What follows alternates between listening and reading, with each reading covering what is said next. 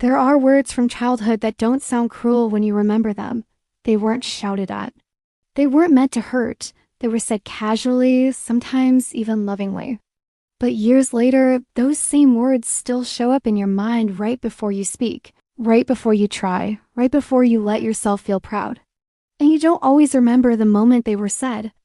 You just remember the feeling they left behind, the quiet shrinking, the hesitation, the sense that something about you needed to be smaller. If that feeling already feels familiar, stay here for a moment. And if these quiet conversations help you understand yourself a little more gently, you might consider subscribing to Mind Grooming. Not as a promise to change anything, just as a place you can return to when something inside you needs language.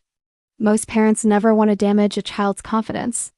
In fact, many of the words that do the most harm come from concern, stress, or the desire to guide a child toward better. But children don't hear the intention, they hear meaning. And meaning forms identity. When a child hears something like, "Why can't you be more like your sister?" they don't receive it as a comment. They receive it as a conclusion, that who they are is not quite right. That love is comparative, that their natural self somehow fell short of an invisible standard. Over time, that comparison doesn't motivate, it quietly erodes. It turns into an adult who constantly measures themselves against others, who feels behind even when they're doing well, who never quite feels chosen, only tolerated. Another sentence often comes wrapped in protection. Don't get your hopes up. It sounds practical. It sounds realistic. But to a child, it doesn't teach resilience. It teaches restraint. It teaches them that excitement is risky, that wanting too much leads to embarrassment, that hope should be dimmed before it can disappoint anyone. So they learn to downplay joy. They stop celebrating too early. They become cautious with dreams. And later in life, they may struggle to feel genuine excitement without guilt or fear, as if happiness itself needs permission. Then there's a phrase that seems harmless but cuts deeply. You're too sensitive. When a child hears this, they don't learn emotional balance. They learn self-doubt. They begin questioning their own reactions, minimizing their feelings, apologizing for emotional needs before they're even expressed. Over time, they internalize the idea that emotions are flaws rather than signals. As adults, these children often struggle to trust their feelings. They wonder if they're overreacting, even when something truly hurts. They silence themselves not because they re-calm, but because they re-afraid of being dismissed.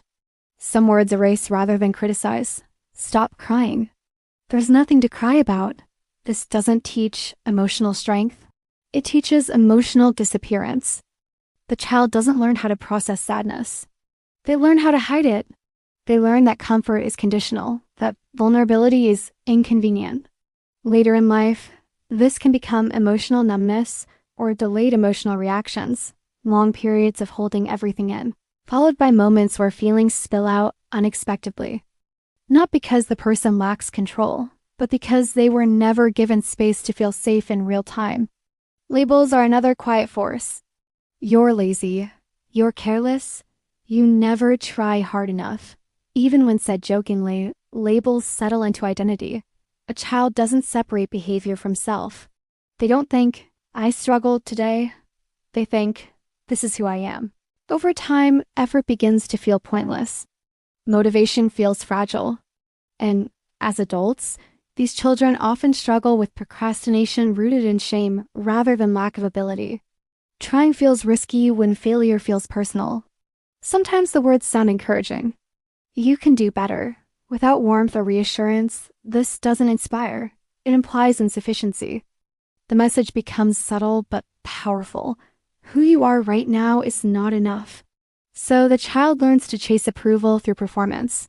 Achievements bring relief, not pride. Success feels temporary. And adulthood becomes a cycle of striving without satisfaction, always reaching for a sense of worth that never quite settles. Few sentences feel heavier to a child than "I'm disappointed in you." Anger can pass. Disappointment lingers. To a child, it feels like love pulling back quietly. It creates a fear that mistakes don't just lead to correction, they lead to emotional distance. Later in life, this often turns into people-pleasing, overgiving, and a deep fear of letting others down. Not because the person is selfless, but because disappointment once felt like abandonment. And sometimes the most powerful message is silence. A child shares excitement, fear, or confusion, and receives no response, no curiosity, no emotional presence. Silence teaches invisibility. It says, your inner world doesn't require attention. Adults who grew up with emotional silence often feel the need to prove their worth to be seen.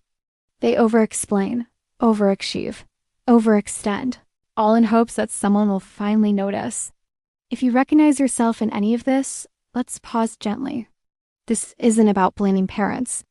Most of these words are inherited, spoken by people who were never taught emotional safety themselves.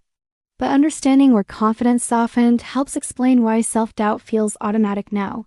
Confidence doesn't vanish suddenly.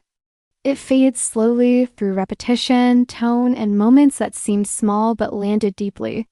If any part of this brought something up for you, you're welcome to share your thoughts in the comments.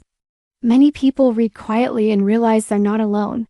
And if someone comes to mind while listening, someone who struggles with self-worth but never says it, consider sharing this with them. Not to explain them to themselves, but to let them feel understood. Confidence isn't loud. It isn't arrogance. It's the quiet permission to exist without apology, to feel without shame, to try without already assuming failure. If that permission was interrupted early in life, it doesn't mean it's gone forever. It's simply learned to hide. And sometimes being seen, truly seen, is where it slowly begins to return.